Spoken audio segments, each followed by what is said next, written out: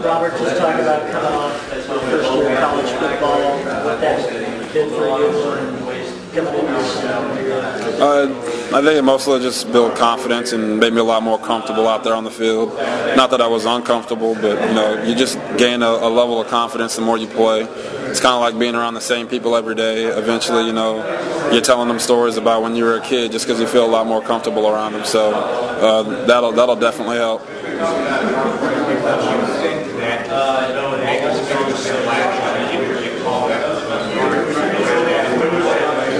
I don't think you can just come in somewhere and say, I'm going to make a big splash and throw everybody off and everything. So it was just, I had high expectations, and I believe I could do anything I put my mind to. And, I wanted to come in and be a starter, and not just be a starter, but be, one of the best. And, I came in and did that, and it surprised everybody else, and it made a big splash. But you just can't go into something thinking, I'm going to make a big splash this year.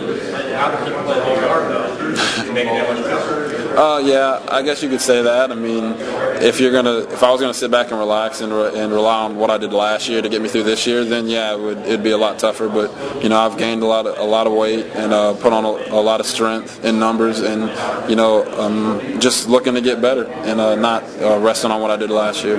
Where do you improve?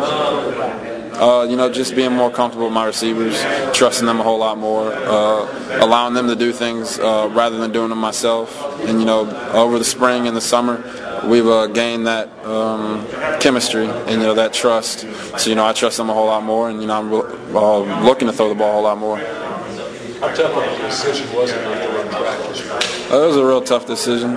Track's one of those things that I love, and I had to give it up this year just for the team to build that chemistry, build that trust, and show them that they're worth it. Yeah, it's worth giving up something that I love just to come play football with you guys. What about football? Just my body rested, and I'm healed. I took a lot of hits last year, but it's been a long time since I've even had an off season. So having that off season helped, and just staying in the film room, watching film, and learning more and more every day has helped a lot. You feel like you're mastering what you put on 5 or 10 pounds? Yeah, like I said earlier, I can still hit turbo. It's not a problem. The weight doesn't slow me down. How close is Baylor to going to a bowl game? We're right there. We were right there last year. We were in a lot of games that could have tipped us either way, and we just came up a little short. And I think this year's the year that we go up. We don't just get to a bowl game, but we go and win that bowl game. We're not looking to just get to the bowl game and then start celebrating. We want to win it. What kind of goals do you have, both football-wise, athletically, and well, academically, I want to go to law school. I'll actually be a junior in the classroom this fall. I've only been in school a year and a half. So, I'm looking to get that done with so I can just focus on other things. But athletically, I don't have any personal goals. I just, as far as I get the team, or as far as this team goes, is how far I'm going to go. So if the team's out there winning bowl games and winning a lot of games, then, it'll be better for myself and, for the publicity of the team.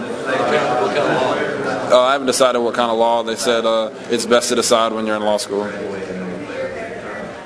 Robert talked about you want to win that bowl game. You feel you're the guy that pressure's on you. Do you feel that to get the win? Not really. I think everybody else is putting the pressure on my shoulders, but I'm not putting it on my shoulders. I can't do it by myself. I can't go out there and play, 11 other guys, just with me and the ball. So it's up to the guys how they're going to respond to everything and all the pressure. And I think we're going to handle it very well and go on to win some games.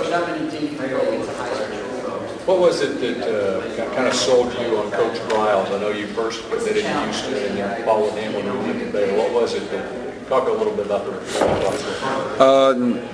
I didn't like the recruiting process at all. I was just trying to get my commitment over with, find the college that was best for me. Not necessarily the biggest college, but just the one where I could, go and show my talent. And that was at Houston, and I committed there. Then he switched, and he wanted me to come with him. And he was just, when I met him, he was a real laid-back guy, funny guy, likes to, put a smile on everybody's face. And he was a good coach, knows when to be serious. And mostly it was at the camp when I went to his camp, and he coached me at his camp, and he just was, a really good coach, in my opinion. It was just a feeling I had about him, and, I just went on that opinion, or that feeling, and it worked out for me. Did the previous Baylor coaching staff recruit you very hard? Not really. I don't like talking about it anymore, but they told me I could walk on. They wanted me to take a track scholarship and then walk on for football. And that just wasn't what I was planning to do at all, so I just decided not to. Did it come down to any other school?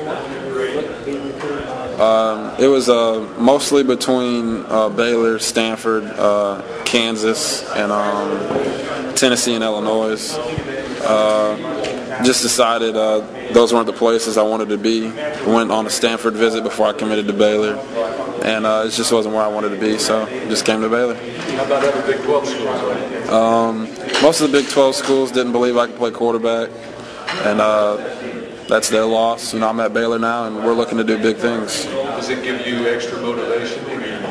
I don't really have a vendetta against anybody, and I'm not trying to get anybody back. Like, you should have offered me as a quarterback. Here you go. Here's a touchdown. None of that kind of stuff. But I guess they feel bad. They feel bad because they didn't, and that's their problem. They got to deal with that. Who are some other guys offensively that you feel like are going to emerge as real weapons? The whole receiving core, I think they got a lot to prove from last year. They believe, they can do something too, and not just me. So, just to go off on it again, you got David Geddes and Terrence Williams on the right, Mikael Baker and Leonard Sampson on the left, Ernest and Brad Taylor inside, and Kendall Wright and Justin Fenty. So all those guys are all looking to do something. And then behind me, you got Jay Finley, Jared Salubi, and Terrence Ganaway. All three capable backs that can start. But Jay is going to be the man, I believe, and he's going to go over 1,000 this year. Just using the weapons around me, not trying to do everything by myself. Not that I necessarily did that last year. We were all just trying to feel it out. But, just being more comfortable, reading the defenses, finding the open spots, finding my, third and fourth receivers rather than just going 1-2 and let's go.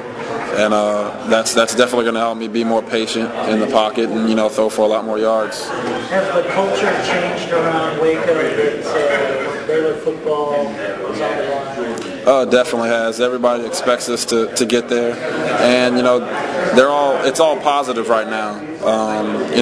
It's been like that in the past, but I don't think it's been to this extent. And everybody's looking for us to do big things, mostly because of what we did last year. Coach Browse is a big reason for that, and we're looking to make everybody happy.